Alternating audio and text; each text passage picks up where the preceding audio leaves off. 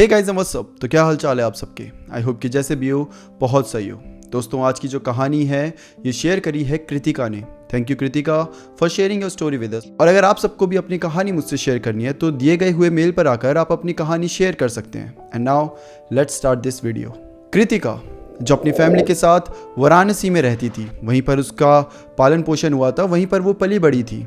लेकिन अब उसके पापा की जॉब बेंगलोर में लगने वाली थी, विच मीन्स कि अब ये सारे के सारे बेंगलोर शिफ्ट करने वाले थे। कृतिका ये सुनकर बहुत खुश हो जाती है। उसे बेंगलोर पहले से ही बहुत पसंद था। दरअसल कृतिका की बुआ फूफा जी बेंगलोर में रहते हैं, तो साल में 1-2 बार ये लोग बेंगलोर जाते थे। और कृतिका जब भी बेंगलोर जाती थी तो उसे बहुत अच्छा लगता था। वहाँ के एनवायरनमेंट, वहाँ के लोग, सब कुछ। उसको बेंगलोर बहुत पहले से ही जाना था, बट फाइनली वो दिन आ गया था जब वो बेंगलोर जा रही थी। सिर्फ 1-2 दिनों के लिए नहीं, बल्कि फॉर अ लाइफ टाइम। और कृतिका इस चीज़ के लिए बहुत एक्साइटेड थी, अपनी नई ज़िंदगी के लिए बहुत एक्साइटेड थी। अब जो कृतिका के मॉम डैड होते हैं वो बोलते हैं कि बेटा एक काम करो, तुम पहले बेंगलोर चले जाओ, क्योंकि तुम्हें स्कूल भी वहाँ पे ज्वाइन करना है, वहाँ पे चालू हो चुका है। और अगर हम यहाँ पे कुछ काम है वो सब निपटा के बाद में आएंगे। अगर तुम हमारे साथ आओगी तो ऑलरेडी तुम्हारे स्कूल का बहुत सारा सिलेबस मिस हो जाएगा। कृतिका भी बोलती है कि ठीक है, ऐसा कर लेती हूँ। कृतिका को उसकी बुआ बहुत पसंद थी और कृतिका की बुआ भी कृतिका को बहुत प्यार करती थी।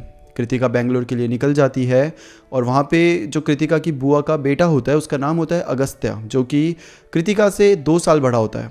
और अगर क्लास वाइज देखा जाए तो कृतिका इस समय 11th में थी और अगस्त्य 12th में था। अगस्त्य जाता है, कृतिका को पिक करता है और उसको घर ले आता है। घर लाने के बाद कृतिका पहले तो सबसे मिलती है, फूफा जी बुआ जी सब बहुत खुश होते हैं कि चलो बहुत अच्छा लगा कि अब तुम यहीं आ रहे हो, अब तो रोज़ का मिलना जुलना रहेगा, और सब बहुत खुश थे। जिसके बाद कृतिका थोड़ा रेस्ट भी कर लेती है और फिर बुआ ऐसे ही बोलती है कि अगर तुम्हें स्कूल ही जाना है तो तुम इसी स्कूल में चले जाओ ना जिधर अगस्त्य जाता है। कृतिका बोलती है बात भी सही है, अगर मैं वहाँ जाऊँगी तो एक तो मेरा भाई भी रहेगा, तो मेरे को आने जाने के लिए साथ भी हो जाएगा, वही मुझे छोड़ा करेगा, वही मुझे लेकर चलेगा, तो ये तो बहुत अच्छी बात है। और दूसरी, बाय चांस स्कूल में कोई दिक्कत आ जाती है कुछ भी, तो आपके पास आपका एक भाई है जो कि आपसे बड़ा है, तो हेल्प हो ही जाएगी। कृतिका बोलती है ऐसे करते हैं, मैं भी सेम स्कूल में जाऊंगी। यहाँ पे हम स्कूल का नाम डिस्क्लोज़ नहीं करेंगे, क्योंकि ये ऐसा स्कूल था जहाँ पे जाने के बाद कृतिका की ज़िंदगी हमेशा के लिए बदल गई। जिस चीज़ के लिए वो इतनी एक्साइटेड थी, अपनी नई जर्नी, अपनी नई लाइफ को लेकर, वो आज के लिए इन सारी चीज़ों के लिए रिग्रेट फील करती है। बाय द वे ये कहानी जो है ये 2018 की है। ओके, अब हम वापस से कहानी पर आते हैं। अब वो दिन आ चुका है जब कृतिका का फर्स्ट डे होने वाला था उस स्कूल में। कृतिका एक्साइटमेंट में सो ही नहीं पाई थी। जल्दी जल्दी सुबह उठ जाती है, तैयार हो जाती है, और वहाँ पे उसका भाई अगस्त्य वो अभी भी सो रहा था, जिस पे बुआ उसे उठाती है, टॉन्ट भी मारती है कि चल चल तेरी बहन देख पहली बार जा रही है और कितनी एक्साइटेड है, और तुझे देख यहाँ पे सोया पड़ा है। फिर ये लोग ब्रेकफास्ट करते हैं एंड देन अगस्त्य कृतिका को लेकर स्कूल की तरफ निकल जाता है। स्कूल में पहुंचने से पहले अगस्त्य के कुछ दोस्त वहाँ पर उसका इंतजार कर रहे होते हैं। ये 4 दोस्त होते हैं, गौरंग, अभिषेक, वंश और आरव। तो ये चारों अगस्त्य का वेट कर रहे होते हैं। अगस्त्य आता है, अपनी बहन को मिलाता है कृतिका को अपने दोस्तों से, तो वो भी काफ़ी खुश होते हैं कि चलो अच्छी बात है, तुम भी यहाँ पर आ गए, कोई भी दिक्कत हो तो हमें बताना, और कुछ भी हो जाए टेंशन मत लेना, और हम हमेशा तुम्हारी हेल्प के लिए यहीं पर है। कृतिका भी खुश हो जाती है कि चलो 1 से बढ़कर 5। बट इनमें आरव था। आरव वो लड़का था जो कृतिका को देखते बड़ा पसंद सा आ गया था। मतलब दिखने में काफ़ी अच्छा था, हैंडसम था, टॉल था, तो कृतिका को ऐसा नहीं था कि प्यार हो गया, but kind of first sight में जो होता है ना, एक अट्रैक्शन सी, क्रश आ जाता है किसी लड़के पर, प्यारा सा लगने लग जाता है, तो कृतिका को वो वाली फीलिंग आरव के लिए आ चुकी थी। ठीक है, अब ये सब लोग स्कूल एंटर करते हैं एंड देन कृतिका सबको बाय बोलकर अपनी क्लास में चले जाती है। जैसे क्लास में कदम रखती है, कृतिका की धड़कनें तो तेज़ हो ही गई थी, क्योंकि आप एक नए एनवायरनमेंट में जा रहे हो और आप वहाँ के लिए नए हो, तो आपको एक काइंड ऑफ पता नहीं क्यों बटरफ्लाइज आने ही लग जाती है। और सेम ऐसा ही कृतिका के साथ भी हो रहा था। कृतिका एक्साइटेड भी थी और थोड़ी सी नर्वस भी। जब वो क्लास में जाती है तो सारी क्लास कृतिका को देखने लग जाती है कि अच्छा एक और नई लड़की आ गई, चलो अच्छी बात है। अब यहाँ पर एक लड़की होती है जिसका नाम होता है आव्या। आव्या कृतिका के पास जाती है और उससे पूछती है कि तुम्हारा नाम क्या है और तुम यहाँ पर कहाँ से आई हो। तो कृतिका बताती है कि मेरा नाम कृतिका है, मैं वाराणसी से आई हूँ। तो वो और पूछती है कि वाराणसी से सीधा बेंगलोर कैसे। तो फिर वो पूरी जर्नी बताती है कि पापा की शिफ्टिंग हो रही है, ये करके सब कुछ बताती है। एंड देखते देखते इनमें काइंड ऑफ थोड़ी सी दोस्ती हो जाती है।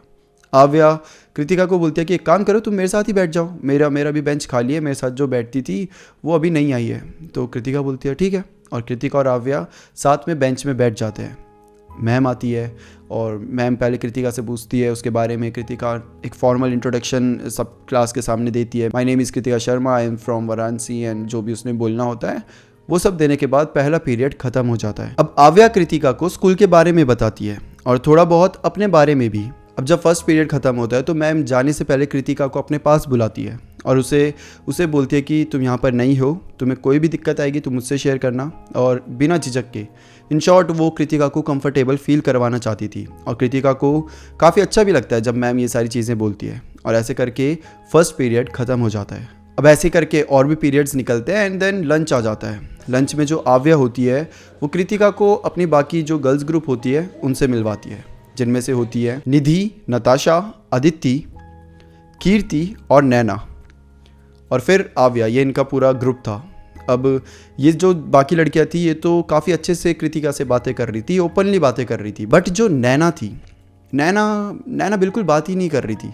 वैसे कृतिका को लगता है कि ये नैना जो थी क्लास मॉनिटर भी थी, तो उसको लगता है कि शायद इसको नहीं पसंद होगा नए लोगों से बात करना। कुछ लोगों का नेचर ही ऐसा होता है कि वो नहीं करते इंटरेक्ट, वो अपनी ही दुनिया में खुश रहते हैं। तो कृतिका को भी ऐसा लगता है कि शायद इसी वजह से नैना मुझसे बात नहीं कर रही है। ठीक है, कोई बात नहीं। नैना बाकी जो लड़कियां थी उन सब से बातें करने लग जाती है और ऐसे करते करते लंच ब्रेक भी खत्म हो जाता है और ऐसे ही कृतिका का पहला दिन जो स्कूल का था वो भी खत्म हो जाता है। छुट्टी हो जाती है। कृतिका सबको बाय बोलकर वापस अगस्त्या से मिलती है अपने भाई से और उसी के साथ वापस से घर आ जाती है। अब ऐसे टाइम बीतने लगता है। 3-4 दिन हो चुके हैं। कृतिका जाती थी, आव्या के साथ बैठती थी, बाकी अपने गर्ल्स ग्रुप के साथ बातें करती थी। धीरे धीरे उसके भी दोस्त बनने लग गए थे और ऐसे ही करके आता है फ्राइडे का दिन। फ्राइडे एक ऐसा दिन था जब इनकी ज्योग्राफी की क्लासेस होती थी, फ्राइडे और सैटरडे। और फ्राइडे को कृतिका क्लास में बैठी हुई है एंड देन आता है ज्योग्राफी का पीरियड। ज्योग्राफी के जो सर थे वो वैभव थे, उनका नाम वैभव था और उनकी एज कुछ 30s में होगी। अब जब वैभव पढ़ाने के लिए क्लास में एंटर करते हैं, ये फर्स्ट टाइम था जब कृतिका वैभव को देख रही थी। पता नहीं क्यों, लेकिन कृतिका को ना बड़ी अजीब सी वाइब आती है वैभव से। मतलब वो समझा नहीं सकती, एक काइंड ऑफ डर लगने लगा था उसे वैभव को देखकर। कुछ क्लास टीचर ऐसे होते हैं जिनसे आप डरते हो। कृतिका को लगता है कि शायद वो थोड़े स्ट्रिक्ट टाइप के हैं, इसलिए मुझे उनसे थोड़ा ऐसे अनकंफर्टेबल सा फील हो रहा है। लेकिन ऐसा नहीं था, कुछ और भी था जो कृतिका फील कर पा रही थी, देख पा रही थी शायद। कहते हैं लड़कियों की सेंसेस इन सारी चीज़ों में बहुत तेज़ होती है और शायद कृतिका की सेंसेस उस समय पर बहुत एक्टिव हो चुकी थी। अब वैभव आता है, अपनी सीट में बैठता है और सबको ऐसे देख रहा है और जब वो कृतिका को देखता है तो उसे खड़ा कर देता है। कृतिका खड़ी हो जाती है, उससे नॉर्मल सवाल जवाब करना शुरू करता है। तुम कौन हो, कहाँ से आई हो, नाम क्या है, यहाँ पर क्यों आई हो, कैसा लग रहा है स्कूल, ये सब। कृतिका उनके सवाल के आंसर दे भी रही है, लेकिन वो एक चीज़ नोटिस करती है कि जो वैभव होता है वो कृतिका की जगह बार बार उसके बालों को देखे जा रहा था। कृतिका के बाल बहुत लंबे हैं, मतलब वो घुटने तक आते हैं और बहुत घने। कृतिका को अपने बाल बहुत पसंद है। उसने ज़िंदगी में शायद कभी भी अपने बाल नहीं कटवाए हैं, इतने पसंद है उसको बाल। लेकिन कृतिका को नहीं पता था कि यही बाल उसकी ज़िंदगी बदलने वाले हैं। इन बालों को लेकर कुछ ऐसी कहानी बनने वाली थी जो कृतिका के लिए ज़िंदगी भर के लिए ट्रॉमा बन के रह जाएगी। और अगर आज की बात करें, प्रेजेंट की बात करें, तो कृतिका ने अपने बाल यहाँ तक रख लिया, एकदम बॉय कट टाइप कर दिया है। और कृतिका का तो ये भी कहना है कि अब उसकी हिम्मत ही नहीं होती बाल को बढ़ाने की। अच्छा, कृतिका का जो नेचर है वो काफ़ी फ्रेंडली है और काइंड ऑफ चिल पर्सन है। बट लाइफ में पहली बार कृतिका को ऐसा डिस्कम्फर्ट और ऐसा अनकंफर्टेबल सा फील हो रहा था। कृतिका फिर भी ये सारी चीज़ें इग्नोर करती है, जिसके बाद छुट्टी हो जाती है, अपने भाई के साथ वापस से घर आ जाती है एंड देन दिन ऐसे ही निकल जाता है। रात होती है तो दिन में वही अपना थोड़ा सा खेलना वेलना, टीवी देखना, मोबाइल में लगना, पढ़ाई करना। कृतिका पढ़ाई भी बहुत करती थी, मतलब बचपन से ही उसके घर वाले उस पर बहुत प्राउड फील करते हैं क्योंकि वो हमेशा टॉप करती थी।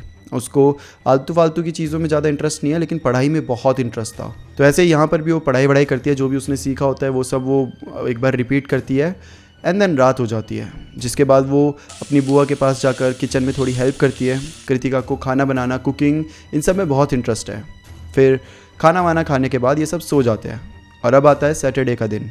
अब कृतिका अपनी क्लास की तरफ जा रही है तो सामने से उसे वैभव सर आते हुए दिखते हैं। अब कृतिका के सामने जब टीचर आ रहे हैं तो आप ऐसे इग्नोर नहीं करते, आप उन्हें गुड मॉर्निंग विश कर लेते हो। तो कृतिका भी वैभव को देखकर ऐसे ही नॉर्मली गुड मॉर्निंग सर बोलती है, जिस पे वैभव कृतिका को बोलते हैं कि अच्छा तुम आ गई, अरे वाह, मेरे को तुमसे एक्चुअली कुछ बात करनी थी। कृतिका बोलते हैं कि जी सर बोलिए। वैभव बोलता है कि मैंने तुम्हारे डॉक्यूमेंट्स देखे, वेरी गुड, तुम पढ़ाई में बहुत अच्छी हो, 10th में तुम्हारे काफ़ी अच्छा स्कोर आया है। कृतिका बोलती है थैंक यू सर, हाँ मुझे पढ़ाई में काफ़ी इंटरेस्ट है। वैभव बोलता है कि बहुत अच्छा बहुत अच्छा। अच्छा तुम डांस भी करती हो मैंने सुना है। कृतिका बोलती है कि यस सर मैं डांस करती हूँ, मुझे पसंद है डांस करना। वैभव बोलता है बहुत अच्छा, मेरे को ऐसी लड़कियाँ बहुत पसंद है जो अपनी चीज़ों पर फोकस रहती है। तो तुम ऐसे ही रहना, बदलना मत और दूसरी लड़कियों की तरह गलत रास्ते पे मत चले जाना। कृतिका को वैभव की आधी बातें तो बड़ी अजीब सी लग रही थी, बट वो हाँ में हाँ मिला रही थी। जिसके बाद वैभव पूछते हैं कि अच्छा तुम्हारा फेवरेट सब्जेक्ट कौन सा है। कृतिका बोलती है कि मेरा फेवरेट सब्जेक्ट है हिस्ट्री और इंग्लिश। ये सुनते ही वैभव थोड़ा गुस्से में आ जाता है और बोलता है कि आज से तुम्हारा फेवरेट सब्जेक्ट ज्योग्राफी है। कृतिका भी डर जाती है और हाँ जी सर ऐसे बोल के वहाँ से निकलने की कोशिश करती है। अब कृतिका वहाँ से चली जाती है। उसको तो डर भी लग रहा था, क्योंकि जब उसने कहा था ना कि अब से तुम्हारा फेवरेट सब्जेक्ट ज्योग्राफी है, तो बड़ा ऐसा चेहरा उसका बहुत गुस्से वाला हो गया था। कृतिका वहाँ से जाती है, पानी वानी पीती है और फिर खुद को काम करके चले जाती है अपनी क्लास में। एंड देन क्लास में नॉर्मली उसका दिन गुजरता है। आखिरी पीरियड था जो कि होता है वैभव का, ज्योग्राफी का। अब वैभव आता है, सब खड़े होते हैं, गुड मॉर्निंग सर, और फिर सब बैठ जाते हैं। अब वैभव एक अपडेट देता है। वैभव बताता है कि आज से यहाँ पर ज्योग्राफी की क्लास रोज़ हुआ करेगी। मतलब अभी तक ये फ्राइडे और सैटरडे होती थी, बट अब मंडे टू सैटरडे रोज़ ज्योग्राफी की क्लासेस होंगी। सब बड़े हैरान हो जाते हैं। एक लड़की पूछती भी है कि सर ऐसा क्यों। तो बताते हैं कि ज्योग्राफी का सिलेबस थोड़ा सा पीछे चल रहा है, क्योंकि सिर्फ 2 ही क्लासेस होती है और इसी वजह से वो चाहते हैं कि अब वो रोज़ क्लास ले, ताकि ज्योग्राफी का सिलेबस थोड़ा आगे चले और वो फिर रिवीजन भी करा सके। अच्छा वैभव का एक और बात थी कि ये ना पहली बार टीचर बना है, मतलब ये भी काइंड ऑफ फ्रेशर ही है, इसको कोई एक्सपीरियंस नहीं है और इसने स्कूल को ज्वाइन करे सिर्फ 2 महीने हुए। तो अगर वैभव का पूरा एक्सपीरियंस भी अगर आप जानना चाहो तो सिर्फ 2 महीने का था। तो इसको भी ज़्यादा आइडिया था नहीं कि कितनी स्पीड से क्लासेस कंप्लीट करनी है, क्या क्या पढ़ाना है, ये भी अपना टाइम ले रहा था। और इसी वजह से स्कूल ने डिसाइड करा था कि तुम थोड़ी और क्लासेस ले लो, ताकि तुम अपना कम से कम सिलेबस टाइम रहते कंप्लीट कर सको। अब ऐसे करके ज्योग्राफी की क्लास ख़त्म होती है। ये आखिरी क्लास थी, तो अब छुट्टी हो जाती है। हर कोई क्लास के बाहर जाने लगता है। जब कृतिका जा रही थी तो वैभव कृतिका को रोक लेते हैं। कृतिका बोलती है यस सर। वैभव बोलता है कि अब से जब भी मेरी क्लास होगी तुम आगे बैठोगी, मतलब फ्रंट बेंच में बैठोगी। तो कृतिका बोलती है कि बट क्यों सर। तो वैभव वापस से सेम एक्सप्रेशन में, जो उसने सुबह एकदम गुस्से वाले एक्सप्रेशन में कहा था, सेम उसी एक्सप्रेशन के साथ बोलता है कि जितना बोला है उतना करो। कृतिका डर जाती है और बोलती है कि जी यस सर, और ये बोल के वहाँ से चली जाती है। अब जब ये नीचे की तरफ आ रही थी, इनकी क्लास थी वो शायद फर्स्ट या सेकंड फ्लोर में थी, तो जब ये ग्राउंड फ्लोर की तरफ आ रही थी तो इसे आरव मिलता है, जो कि इसके भाई का दोस्त था, जिसे देखकर कृतिका को क्रश सा फील हो रहा था। तो जब वो देखता है कि कृतिका का एक्सप्रेशन ऐसे डरे हुए से है, वो बड़ी सहमी हुई सी है, तो आरव पूछता है कि क्या हुआ, बड़े डरे हुए से लग रहे हो, कुछ तकलीफ़ है, कोई तंग कर रहा है तो बताओ। कृतिका आरव को कुछ नहीं बताती। कृतिका को डर था कि कहीं आरव अगस्त्या को ना बता दे और फिर फालतू में बात का बतंगड़ बन जाएगा। तो बोलते नहीं ऐसा कुछ नहीं, बस थोड़ा सा थक गई हूँ, और ये बोलकर वहाँ से चली जाती है। अब कृतिका अपने घर पहुँचती है। वहाँ पे वो भी बहुत डिस्टर्ब्ड है और बहुत उसके एक्सप्रेशन बड़े ऐसे से है, डरे हुए। सब उससे पूछते भी है कि क्या हो गया, तुम बिल्कुल वैसी नहीं लग रही जैसे तुम गई थी इतनी एक्साइटेड होकर, कुछ हुआ है क्या स्कूल में। और घर वालों को तो पता चल ही जाता है ना जब आपका बेटा एकदम से अजीब सा बिहेव करने लगे। तो कृतिका चुपचाप बैठी हुई है, वो बार बार अपने रूम में जा रही है, अकेला बैठना ज़्यादा वो पसंद कर रही है। तो बुआ भी पूछ रही है कि क्या हुआ, कुछ हुआ है स्कूल में। कृतिका उन्हें नहीं बताती, उसे समझ नहीं आ रहा मैं क्या बोलूँ। वो बोलती है कि नहीं बुआ जी, बस आज बहुत टायर्ड फील कर रही हूँ, शायद इसीलिए मेरे को बस सोना है, मुझे थोड़ा सा रेस्ट चाहिए। तो ये सभी बोलते हैं चलो ठीक है। और ऐसे करते करते शाम हो जाती है। शाम को कृतिका फिर इन सबसे बात करने लग जाती है और धीरे धीरे उसका मूड वापस से ठीक हो जाता है। सबसे बात करने के बाद वो वापस से पहले जैसी हो जाती है। और अब डिनर विनर करने के बाद 9:30 बज गए थे, तो कृतिका अपने रूम में है। तो अभी 9:30 बजे है, विच मीन्स कि अभी कृतिका के सोने का टाइम नहीं हुआ है। तो कृतिका क्या सोचती है कि मैं 1 घंटा पढ़ाई कर लेती हूँ, 10:30 बजे तक पढ़ती हूँ एंड देन उसके बाद सो जाऊँगी। तो वो अपनी किताबें निकालती है। और कृतिका क्या करती है कि जब भी वो पढ़ाई करती थी तो अपने फ़ोन को साइड में साइलेंट करके रख देती थी, ताकि कोई भी डिस्टर्ब ना कर सके। तो ऐसे ही होता है, वो पढ़ाई करती है, साइड में फ़ोन रखा हुआ है। 10:30 बज जाते हैं। कृतिका बोलती है चलो अब स्टडीज़ बंद, अब सोने का टाइम आ गया। सोने से पहले वो अपना फ़ोन उठाकर देखती है तो उसकी मम्मी की कॉल आई हुई थी। मम्मी को कॉल बैक करके पूरे दिन की बातें करती है। करीबन 15 मिनट तक इन दोनों में बातें होती है। जिसके बाद कृतिका फ़ोन रख ही रही थी कि तभी उसे व्हाट्सएप पे मैसेज आता है। जैसे व्हाट्सएप पे मैसेज आता है, वो व्हाट्सएप मैसेज खोल कर देखती है तो उसमें लिखा था hi what are you doing, और ये किसी अननोन नंबर से आया हुआ था। तो कृतिका भी सोचती है कि ये किसका मैसेज आया। एंड देन अगला मैसेज आता है जिसे देखकर कृतिका के तो होश उड़ जाते हैं, उसके हाथ शिवर करने लग जाते हैं। वो अगला मैसेज था, वैभव सर दिस साइड। और अचानक से सुबह का जो पूरा किस्सा था जिससे वो इतनी डिस्टर्ब फील कर रही थी, उसको इतनी मुश्किल से कृतिका ने भुलाया था, और ये मैसेज देखते ही उसे सुबह का किस्सा भी याद आ गया, और अब ये भी देख रही है कि वैभव सर उसको पर्सनली मैसेज कर रहे हैं। कृतिका को समझ नहीं आ रहा है क्या हो रहा है। वो बहुत ज़्यादा डर गई थी, वो शिवर करने लगी थी, उसकी आंखें फटी की फटी रह गई थी, और वो लिटरली किसी को बता भी नहीं सकती थी। गला सूख गया था उसका कि ये क्या हो रहा है, वो कोई सर मुझे क्यों मैसेज कर रहा है, वो भी इतनी रात को। अब कृतिका उन मैसेज को इग्नोर करने का डिसाइड करती है एंड देन सोने का ट्राई करती है, पर कृतिका को नींद आ ही नहीं रही थी। जितनी बार वो अपनी आइज़ क्लोज करे उसको वही सारी बातें रिपीटली दिखाई दे रही थी, जो भी सुबह हुई थी, वैभव सर ने जो बोली थी और जो उसे मैसेज आया, वो सारी चीज़ें। और ऐसे ही करते करते रात के 12 बज चुके थे, बट कृतिका अभी तक जाग रही थी। कृतिका अपने माइंड को थोड़ा सा डाइवर्ट करने की भी कोशिश करती है, गाना सुनना स्टार्ट कर देती है, जिसके बाद उसका माइंड थोड़ा सा डाइवर्ट होता है और इसी तरीके से वो सो जाती है। और जब सुबह उठती है तब उसे स्कूल जाने का बिल्कुल मन नहीं कर रहा था। मतलब ऑफ कोर्स वैभव को फेस करना was not easy for her, but फिर ये भी था कि अगर स्कूल नहीं जाएगी तो कहीं ना कहीं घर वालों को और ज़्यादा ऐसा लगने लगेगा कि स्कूल में इसके साथ कुछ तो हुआ है। तो कृतिका ना चाहते हुए भी स्कूल चली जाती है, अपने भाई के साथ जाती है, और स्कूल में जब एंटर करती है तो उसके दोस्त उसे मिल जाते हैं, और दोस्त भी देख रहे हैं कि यार ये तो काफ़ी स्ट्रेसफुल लग रही है। वो भी पूछते हैं कि क्या हुआ, तू इतनी डरी हुई क्यों लग रही है। कृतिका बोलती है कुछ नहीं यार, थोड़ी तबीयत ख़राब है। अब क्लास शुरू होती है, 1 पीरियड 2 पीरियड और तीसरा पीरियड जो होता है वो जो जिस सर का पीरियड था वो नहीं आए होते, तो एक खाली पीरियड होता है, फ्री टाइम। क्लास में सब मौज मस्तियाँ उड़ा रहे हैं, लड़के यहाँ वहाँ शैतानियाँ कर रहे हैं, लड़कियाँ अपना काम कर रही है। कृतिका को बहुत अजीब सा फील हो रहा है इतने सारे शोर शराबे में, तो खुली हवा लेने के लिए बाहर आ जाती है रेलिंग की साइड, जहाँ पे वो ग्रिल्स लगी होती है, और वहाँ पे खड़े होकर वो नीचे की साइड देखते हैं तो नीचे उसके भैया और उसके सारे दोस्त बास्केटबॉल खेल रहे होते हैं, जिसमें से एक आरव भी होता है। कृतिका आरव को देख रही है, काइंड ऑफ मन ही मन मुस्कुरा रही है, आरव को देखे जा रही है, और तभी उसे ऐसा फील होता है कि उसके पीछे कोई खड़ा है। जैसे कृतिका पीछे मुड़कर देखती है, पीछे वैभव खड़ा था। कल यहाँ से अब हम वैभव को वैभव सर नहीं बोलेंगे, क्योंकि जो उसकी हरकत है सर कोई बोल भी नहीं सकता, तो अब से हम उसे वैभव ही बुलाएंगे। बोलने को तो हम कुछ भी बोल सकते हैं, बस स्टोरी के हिसाब से वैभव ही बोलते हैं। तो पीछे उसके वो वैभव खड़ा हुआ था। अब कृतिका एकदम डर जाती है कि अरे ये क्या, एकदम से पीछे खड़े हो गए। तो वैभव बोलता है आगे कि क्या कर रही हो यहाँ पर, और लड़कों को देख रही हो तुम्हें तो अपने क्लास में होना चाहिए था, पढ़ाई करनी चाहिए तुम्हें, ये सब क्या कर रही हो। जिस पे कृतिका एकदम हैरान हो जाती है, थोड़ी डर भी रही है क्योंकि सामने वाला गुस्से में बात कर रहा है। कृतिका बोलती है कि नहीं, वो मैं अपने भैया को देख रही थी, मुझे उनसे कुछ काम था तो मैं बस उनका वेट कर रही थी। आगे वो वैभव बोलता है कल रात को तुमने मेरे मैसेज देखे लेकिन उसका रिप्लाई नहीं करा, क्यों। और ये सुनते ही कृतिका कांपने लग जाती है, उसका गला इतना सूख जाता है कि उसे लग रहा था उसके दोनों लिप्स आपस में चिपक से गए हैं, और वो हिली नहीं, मतलब ऐसा लग रहा था जैसे वो क्या बोले इस चीज़ का, क्या रिस्पॉन्स करे। सामने वाला पूछा है कि तुमने मेरे मैसेज का रिप्लाई क्यों नहीं करा और तुमने मुझे सीन पे छोड़ दिया। कृतिका को समझ नहीं आ रहा, वो शायद कुछ बोलना चाह भी रही थी तो बोल नहीं पा रही थी उस समय पर। वो बिल्कुल एकदम ऐसा लग रहा था जैसे पैरालाइज्ड हो गई है। कृतिका की धड़कन इतनी तेज़ हो रही थी, वो सांसें तेज़ी से लेने लगी थी, उसे ना बहुत बहुत बहुत अनकंफर्टेबल फील हो रहा था उस समय पर। अभी इन दोनों के बीच में एक आवाज़ आती है जो कि नैना की होती है। नैना वही लड़की जो कृतिका से पहले बात नहीं कर रही थी, इनकी क्लास की मॉनिटर थी। नैना बोलती है कि कृतिका तुम्हें स्वास्तिका मैम बुला रही है। स्वास्तिका मैम कृतिका की क्लास टीचर है। कृतिका को इस समय सिर्फ बहाना चाहिए था वहाँ से निकलने का, कैसे भी करके बस उसे वहाँ से जाना था। तो बोलती है कि ठीक है, और वो और नैना वहाँ से चले जाते हैं, स्टेयर्स की तरफ पहुँचते हैं। कृतिका पूछते हैं कि कहाँ बुला रही है मैम, मुझे कहाँ जाना है।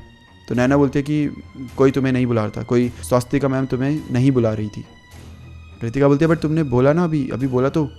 जिस पे नैना कोई रिस्पॉन्स नहीं करती, कोई आंसर नहीं देती, बस कृतिका को एक चीज़ बोलती है कि बी सेफ, और ये बोल के वहाँ से चली जाती है। अब कृतिका अपनी क्लास की तरफ जाने लगती है, लेकिन वो दूसरी साइड से जाती है क्योंकि उसे डर था कि इस साइड से जाएगी तो कहीं वापस से वो वैभव से ना टकरा जाए। क्लास में बैठी हुई है और बहुत परेशान इस बात से कि अभी तो वैभव को अवॉइड कर दिया, बट जो आखिरी पीरियड था वो था ज्योग्राफी का। मतलब वैभव वापस से कृतिका के सामने आने वाला था और वो बिल्कुल वैभव को देखना भी नहीं चाहती थी।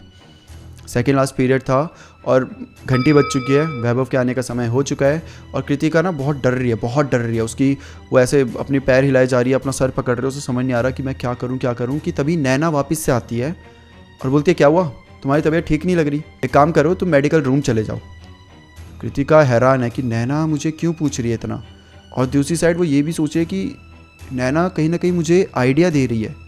वेल जो भी है कृतिका वैसे ही करती है, वो वहाँ से निकल जाती है और सीधा मेडिकल रूम चले जाती है। कृतिका बहाना देती है कि उसके पेट में बहुत दर्द हो रही है और वो पूरा पीरियड मेडिकल रूम में ही बिताती है। जिसके बाद घंटी बजती है, छुट्टी हो गई है। कृतिका भागते हुए जाती है, अपना बैग उठाती है और फिर अपने भैया से मिल जाती है सीधा, और भैया और ये दोनों मिलकर अब घर वापस आ जाते हैं। अब कृतिका और भी ज़्यादा स्ट्रेस में थी, उसे कुछ भी करने का मन नहीं कर रहा था और कृतिका बस एक ही जगह बैठी हुई थी और तब उसके फ़ोन में एक मैसेज आता है। वेल दोस्तों, अब आगे जो होने वाला है वो एक्चुअली काफ़ी डिस्टर्बिंग है, इतना डिस्टर्बिंग कि आपको सुनने पे हॉरर तो कम लेकिन गुस्सा बहुत आने वाला है। अब क्या होता है कि कृतिका एक जगह बैठी है और उसके फ़ोन में मैसेज आता है। मैसेज होता है वैभव का, कहाँ थी, क्लास में क्यों नहीं थी आज। ये देखते ही कृतिका और ज़्यादा स्ट्रेस में चली जाती है। उसे समझ नहीं आ रहा था कि मैं क्या करूं, कैसे पीछा छुड़ाऊं इस इंसान से। और तभी वो एक वीडियो भेजता है वैभव, और ये कोई नॉर्मल वीडियो नहीं होती है, एक एडल्ट वीडियो होती है। और कृतिका जैसे वो देखती है ना, उसको लिटरली सफोकेशन सा फील होने लगता है। वो उसको सांस लेने में भी बहुत मुश्किल आ रही थी, इतना सफोकेटिंग उसे फील होने लग जाता है। और फिर नीचे वैभव और बहुत गंदे गंदे इमोजीज भेजता है, जिसकी वजह से कृतिका को इतना गुस्सा आ रहा था, इतनी घिन आ रही थी कि वो अपना फ़ोन फेंक देती है। वैभव इतने में ही नहीं रुकता, वो अब कृतिका को कॉल भी करने लग जाता है। कृतिका फ़ोन को वापस लेती है और बहुत ज़ोर से फेंकती है और वो फ़ोन वहीं पे टूट जाता है। अब कृतिका क्या करती है, ऐसा बहाना दे देती है घर पे कि मेरी ना तबीयत ख़राब है। अब घर वाले भी बोलते हैं कि फ़ोन को क्या हुआ, तो वो बोलती है मुझसे गलती से छूट गया और वो टूट गया। अगस्त्या बोलता है कि मैं तेरा फ़ोन ठीक करवा के ले आता हूँ, दुकान में दे देता हूँ, तो वो मना कर देती है। कृतिका बोलती नहीं नहीं, मुझे ना पढ़ाई करनी है और ये फ़ोन ना बहुत ज़्यादा डिस्ट्रैक्ट कर रहा है, तो अभी के लिए रहने देते हैं, बाद में देख लेंगे। अगस्त्या बोलता है ठीक है, जैसी तेरी मर्ज़ी। अब ऐसे करते करते 2 दिन कृतिका स्कूल नहीं जाती, यही बोलकर कि उसकी तबीयत ख़राब है। और दूसरे दिन की शाम को उसके घर में आव्या आती है, जो उसकी दोस्त थी, जिसके वो बगल में बैठती भी थी। और जब आव्या एंटर करती है ना, तो जो इनके पास डॉग था जिसका नाम लूसी था, वो आव्या पे बहुत ज़्यादा भौंकने लग जाती है। और इतना भौंक रही थी कि उसको चुप कराना मुश्किल हो गया था। कृतिका का बताना है कि लूसी एक गोल्डन रिट्रीवर है, और गोल्डन रिट्रीवर कितने फ्रेंडली होते हैं सबको पता है। वो ऐसे किसी पे भी ऐसे भौंकते नहीं है। ठीक है, कभी कभी कुछ अनजान लोग दिखते हैं तो 1-2 बार मतलब भौंक दिया, लेकिन कॉन्टीन्यूसली। और वो इतनी एग्रेसिवली भौंक रही थी कि ऐसा लग रहा था अगर लूसी को आपने छोड़ दिया ना, तो सीधा जागते ही आव्या पे अटैक कर देगी, उसे काट देगी। जिसकी वजह से जो अगस्त्या होता है लूसी को बाहर ले जाता है, घर के बाहर ले जाता है ऐसे वॉक करवाने के लिए। एंड देन फिर आव्या थोड़ा सा रिलैक्स फील होती है, वो भी डर गई थी लूसी का ये बिहेवियर देखकर। ठीक है, अब आव्या और कृतिका के रूम में बैठ जाते हैं और आव्या उससे पूछती है कि क्या हुआ, तू ठीक तो है ना, तू आज आई नहीं, तू 2 दिन से नहीं आ रही, तेरा फ़ोन भी नहीं लग रहा। कृतिका बताती है कि हाँ मेरी थोड़ी तबीयत ख़राब हो गई थी, बट अब धीरे धीरे मैं रिकवर कर रही हूँ। और ऐसे करते करते करीबन शाम के 7 बज जाते हैं। अब इसके बाद आव्या वहाँ से चली जाती है। कृतिका बहुत ज़्यादा डिस्टर्ब फील कर रही थी, उसे पता था कि उसके साथ जो वैभव कर रहा है वो हैरेसमेंट है, वो उसे मेंटल अब्यूज़ कर रहा है और कहीं ना कहीं बहुत ज़्यादा गलत कर रहा है। लेकिन कृतिका को ये लगता था कि मैं अगर किसी को बताऊंगी भी तो क्या बताऊंगी, लोग मुझे ही ब्लेम करेंगे, लोग मुझे बोलेंगे कि उसके क्लास में इतनी सारी लड़कियां हैं तो सिर्फ तेरे को ही क्यों कर रहा है, ज़रूर तूने ही कुछ करा होगा। कृतिका को उस समय ऐसा लग रहा था। यहाँ पे मैं अपना पॉइंट ऑफ व्यू देना चाहूँगा कि ऐसा कभी मत सोचना। और जो ऐसा लोग बोलते भी है ना, वो खुद गिरे हुए लोग हैं, वो वैभव से भी घटिया लोग हैं। अगर कोई ऐसा चीज़ बोल रहा है तो अगर आप में से किसी के भी साथ ऐसा कुछ हो रहा है, कुछ भी जरूरी नहीं है कि टीचर कर रहा हो, आपका कलीग, आपका क्लासमेट, कोई भी अगर कुछ भी कर रहा है, आपको अनकंफर्टेबल फील करवा रहा है और आपको दिख रहा है कि वो ये चीज़ें जानबूझ के कर रहा है और रिपीटेडली करे जा रहा है, प्लीज़ शांत मत बैठना। अपने घर वालों को, अपने दोस्तों को, अपने टीचर को, और टीचर कर रहे हैं तो प्रिंसिपल को, जिसको हो सके उसको इन सब के बारे में बताओ। क्योंकि अगर आप शांत रहते हो तो इनकी और हिम्मत बढ़ती है, और कहीं ना कहीं इनको पता है कि सामने वाला कुछ बोलेगा नहीं, और इसीलिए ये इतने हिम्मत से ये सब कर रहे हैं। वरना वैभव उस घटिया इंसान की इतनी भी हिम्मत होती कि वो फ़ोन में तुम्हें ऐसी मूवीज़, ऐसी वीडियोस भेज रहा है, जबकि ये तो बहुत बड़ा प्रूफ हो गया है। उसकी हिम्मत हो ही नहीं सकती थी। कहीं ना कहीं उसने देख लिया था कि कृतिका बहुत डरी हुई लड़की है। वो अपने अंदर ही सारी बातें रखती है, वो बताती नहीं है किसी को, और यही चीज़ें उसको हिम्मत दे रही थी। प्लीज़ अपनी आवाज़ उठाइए, अपने दोस्तों को बताइए, अपने घर वालों को ज़रूर बताइए, अपने मम्मी पापा से कुछ भी मत छुपाना, और ऐसी चीज़ें तो बिल्कुल भी नहीं, मत छुपाना। Coming back to the story, Kritika की हालत अब बहुत ज़्यादा ख़राब होने लगी थी। रात को उसे पैनिक अटैक्स आने लगे थे, और उसको ना वैभव की आवाज़ बार बार उसके कानों में सुनाई देती थी। रात को बीच नींद में उठकर वो अपने कान बंद करने लग जाती थी और रोने लग जाती थी। वो भी बहुत, अब यहाँ पे ये रो भी रही है लेकिन खुद को चुप भी करा रही है, इस टाइप से रोना कि किसी को सुनाई ना दे। बगल में भाई सो रहा है, बुआ सो रही है, तो उनको सुनाई ना दे मेरी आवाज़। तो अपने मुंह को भी बंद करती थी, अपने आंसू पोंछती थी। ये सब उसके साथ उस समय पर चल रहा था। ऐसे ही करते करते सुबह हो जाती है। कृतिका पूरी रात सो ही नहीं पाती।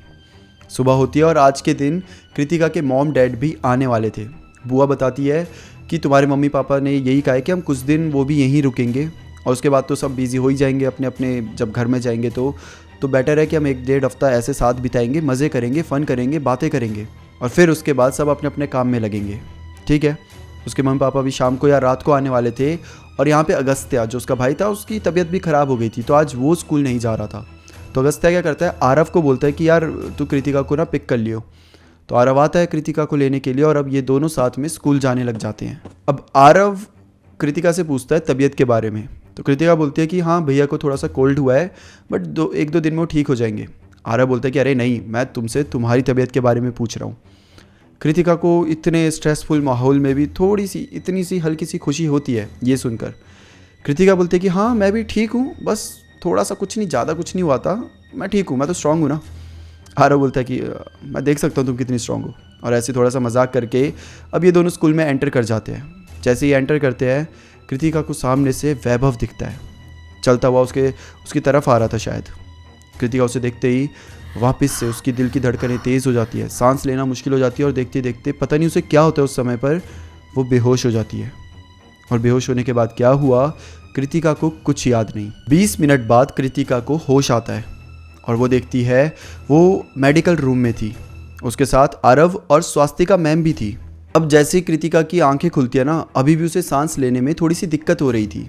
तो वहाँ मेडिकल रूम में जो डॉक्टर थी वो बोलते हैं कि कृतिका तुम्हें अस्थमा की प्रॉब्लम है क्या?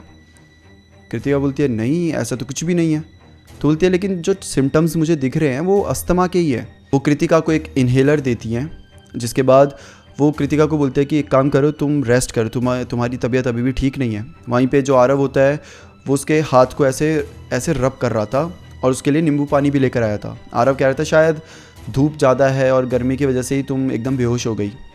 जो स्वास्तिका मैम होती है वो बोलती है कि कृतिका मैं तुम्हारे घर पे इन्फॉर्म कर देती हूँ, तुम लीव लेकर आज घर चले जाओ, हमारी तबीयत अभी भी ठीक नहीं है। और आरव बोलता है कि मैम मैं कृतिका को छोड़ आऊँगा, मैं बस 5 मिनट में आया। आरव भागते हुए जाता है, अपनी क्लास टीचर से परमिशन लेता है, सारी सिचुएशन समझाता है, एंड देन लीव ले लेता है। जिसके बाद आरव कृतिका को घर ले जाता है। घर ले जाते वक्त बीच में वो कृतिका के लिए चॉकलेट्स भी लेता है, ये बोलते हुए कि मुझे पता है तुम्हें चॉकलेट पसंद है। तो कृतिका को थोड़ा क्या इनफैक्ट काफ़ी अच्छा भी लगता है ये जो आरव उसके लिए कर रहा था। एंड देन ये लोग घर जाते हैं। आरव कृतिका को उसके रूम में छोड़ता है, रेस्ट करने के लिए बोलता है। देन अगस्त्या के साथ करीबन आधा घंटा बातें करता है आरव, और उसके बाद अपने घर चला जाता है। उस दिन जब वो स्कूल से घर आती है तब से ही कृतिका की तबीयत कुछ ठीक नहीं लग रही थी, शायद थकान थी या फिर कुछ और। उसके पेरेंट्स भी उस दिन घर आ चुके थे। तो फिर सबने मिलकर डिनर किया। डिनर के बाद सब सोफे में बैठकर नॉर्मली बातें कर रहे थे, और धीरे धीरे रात के 10 बज गए।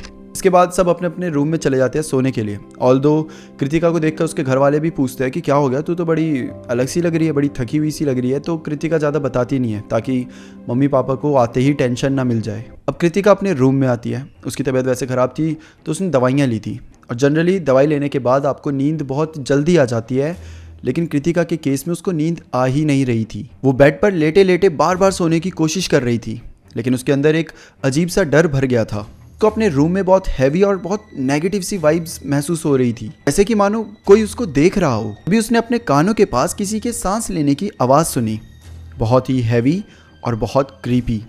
उसका दिल बहुत तेज़ धड़कने लगा और वो पूरे तरीके से डर गई। उसके अंदर इतनी भी हिम्मत नहीं थी कि वो अपना चेहरा उस डायरेक्शन में घुमाए जिस साइड से वो आवाज़ आ रही थी। फिर उसने महसूस करा उसको उसको फील हुआ जैसे कि किसी ने अपने हाथ को कृतिका के पेट के ऊपर रख दिया है। उसका पूरा शरीर जैसे कि मानो जम गया था। वो ना ही चिल्ला पा रही थी और ना ही हिल पा रही थी। वो बस अंदर ही अंदर भगवान का नाम लेती रही, उन्हें याद करती रही। कुछ भी फर्क नहीं पड़ा।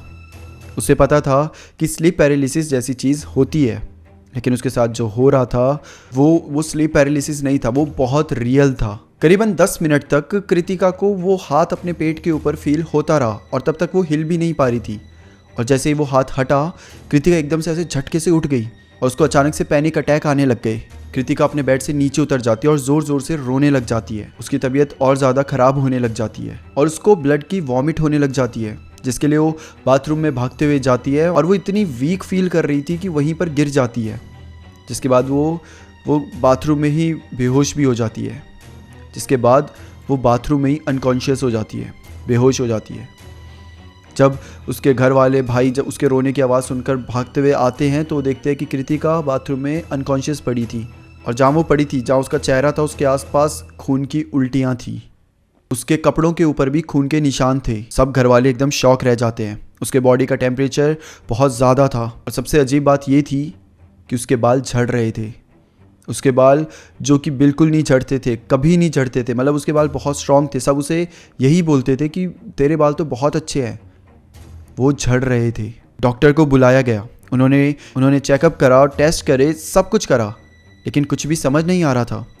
कृतिका 2 दिन तक अनकॉन्शियस ही पड़ी रही। उसकी बॉडी बिल्कुल रिस्पॉन्स ही नहीं कर रही थी। सिर्फ एक चीज़ हो रही थी, वो था उसके मुंह से ब्लड आना। और इन 2 दिनों में जो उसके घुटने तक लंबे बाल थे वो आधे हो चुके थे। डॉक्टर ने हर पॉसिबल टेस्ट कर लिया, लेकिन कुछ भी समझ नहीं आ रहा था कि क्या दिक्कत है, क्या बीमारी है, कुछ समझ नहीं आ पा रहा था। ऐसे करते करते करीबन 2 से 3 दिन बीत चुके थे। और इतने दिनों तक कृतिका जब स्कूल नहीं आई तो उसकी दोस्त आव्या उससे मिलने उसके घर आ जाती है। जैसे वो आती है, जो लूसी होती है, जो उसकी गोल्डन रिट्रीवर था, वो फिर से आव्या को देख के बहुत भौंकने लग जाती है, बहुत ज़्यादा। लूसी को वापस से कहीं अलग रूम में ले जाना पड़ता है।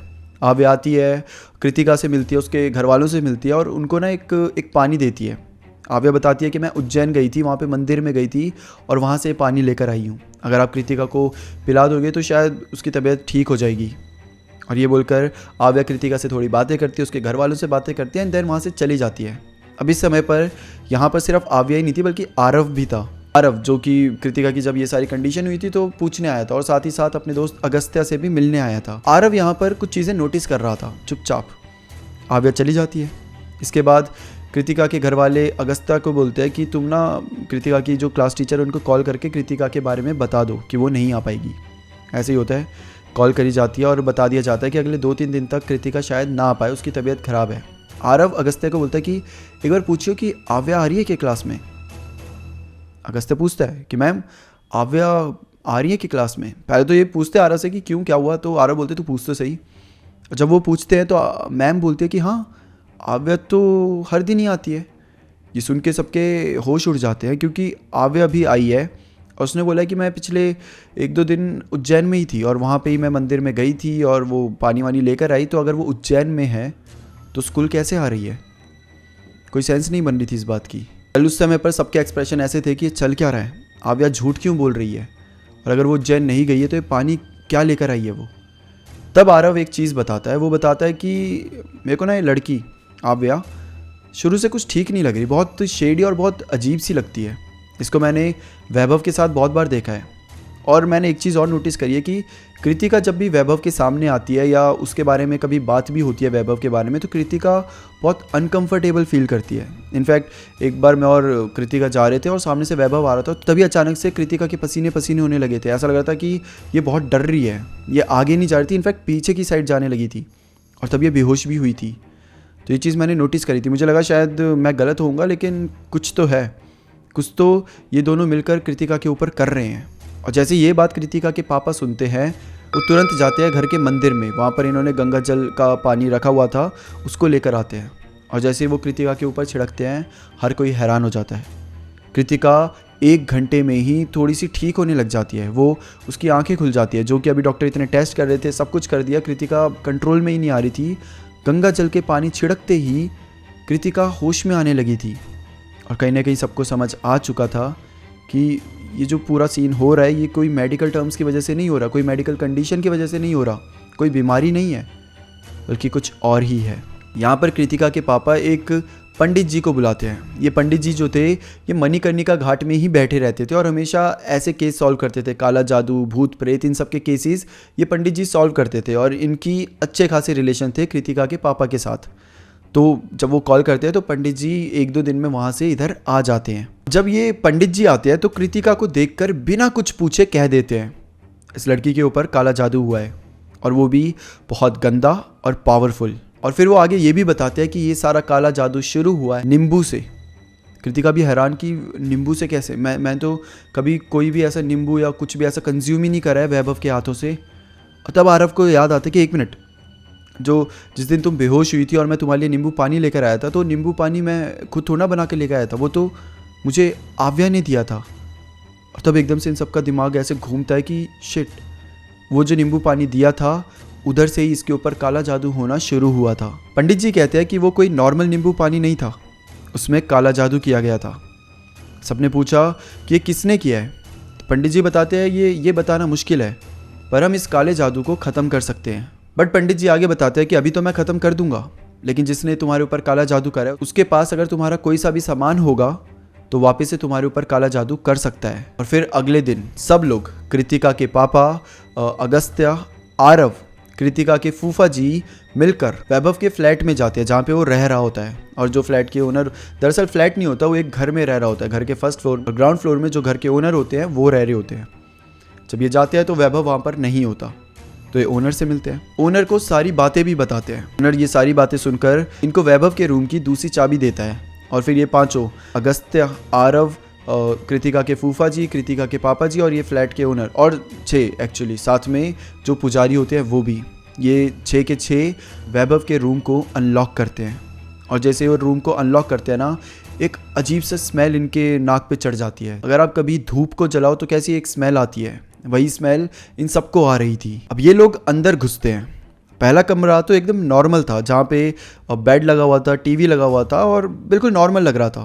लेकिन जब ये दूसरे रूम में एंटर करते हैं तो वहाँ पर सीन कुछ अलग ही होता है। वहाँ पर काले जादू का पूरा सेटअप लगा हुआ था। रूम के अंदर कृतिका की कई सारी फोटोज लगी हुई थी और कुछ पर्सनल चीज़ें भी रखी हुई थी। रूम के बीचों बीच एक बड़ा सा सर्कल बना हुआ था जिसके बीच में एक डॉल रखी हुई थी। उस डॉल के बहुत लंबे लंबे बाल थे जो कि घुटने तक आ रहे थे। ऐसा लग रहा था जैसे वो डॉल नहीं बल्कि कृतिका है। उसको कुछ कपड़े भी ऐसे पहनाए गए थे जैसे कृतिका पहनती थी, और उसके बाल बांधे भी ऐसे गए थे। वो चुटिया, जिस तरीके से वो चोटी बांधी गई थी डॉल की, वो भी ऐसी बांधी गई थी जैसे कृतिका बांधती थी। डॉल में बहुत अलग अलग जगह पर पिंस चुभी हुई थी और उसके इर्द गिर्द 5 कौवे रखे हुए थे जिनके पैर बंधे हुए थे और गला कटा हुआ था। उन कौवों का खून के निशान वो सब उधर उस सर्कल के अंदर ही थे। पूरा मंजर देखकर अगस्त्य और कृतिका के पापा दोनों वॉमिट करने लग जाते हैं। सर्कल के आगे कैंडल से एक और शेप बना हुआ था जिसके बीच में कृतिका की फोटो रखी हुई थी, और उस फोटो में कृतिका के नेक के पास कुछ खून के निशान बने हुए थे। अब वहाँ पर जो पंडित जी होते हैं वो आते हैं, उन सारी चीज़ों के ऊपर गंगा जल छिड़कते हैं, कुछ मंत्र पढ़ते हैं और अगस्त्य, आरव, जो भी उनके साथ थे, पापा और फूफा जी, उन सबको बोलते हैं कि सारी जो यहाँ पे सामग्री दिख रही है, जो भी सारी चीज़ें, उन सबको इकट्ठा करो, एक बोरी में डालो। ये सब ये कर ही रहे थे। और तब ओनर एक बड़ी अजीब बात बताता है। वो बताता है कि ये जो लड़का है ना, ये वैभव, ये अजीब तो है, इसके अंदर लड़कियों को लेकर कुछ अजीब सी हरकतें हैं। मतलब मैंने भी 1-2 बार बात करी है तो मुझे इतना पता चला है कि इस लड़के को वो लड़कियां बहुत पसंद आती है जो कि जिनके लंबे बाल होते हैं। इनफैक्ट उसने एक बार खुद कहा था कि उसको सिंपल, गोरी और जिनके बाल लंबे और सीधे होते हैं वो लड़कियां बहुत पसंद आती है।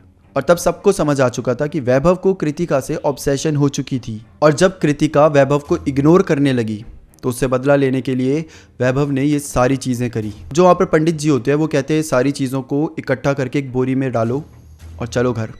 ये लोग घर जाते हैं, वहाँ पे पूजा करना शुरू करते हैं। पूरा हवन किया जाता है और जो सारी चीज़ें जो वैभव के रूम से इकट्ठा करी गई थी उन सबको उस हवन में जलाया जाता है। जिसके बाद धीरे धीरे कृतिका रिकवर होने लगती है, उसकी हालत ठीक होने लग जाती है। करीबन 1-1.5 हफ्ता लगता है कृतिका को पूरी तरीके से ठीक होने में। वेल इस 1-1.5 हफ्ते में अगस्त्या भी कहीं नहीं गया था, लेकिन जो कृतिका के घर वाले थे उन्होंने स्कूल में कॉल करके प्रिंसिपल को ये वैभव के बारे में सब कुछ बता दिया था।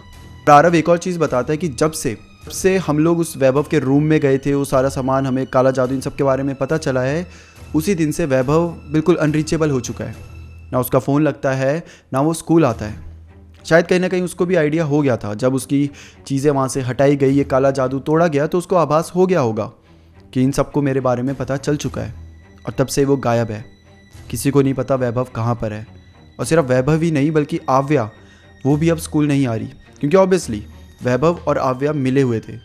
और जब वैभव को ये चीज़ें पता चल गई कि अब सब कुछ भांडा फोड़ हो चुका है, तो यहाँ पर आव्या को भी वैभव ने बता ही दिया होगा, और तब से ये दोनों गायब हैं। और वहीं पर कृतिका ने ये स्कूल छोड़ दिया। उसे स्कूल में इतने ट्रॉमे मिले थे, इतना मेंटल हैरेसमेंट हुआ था उसके साथ कि वो अब स्कूल में वापस जा ही नहीं सकती।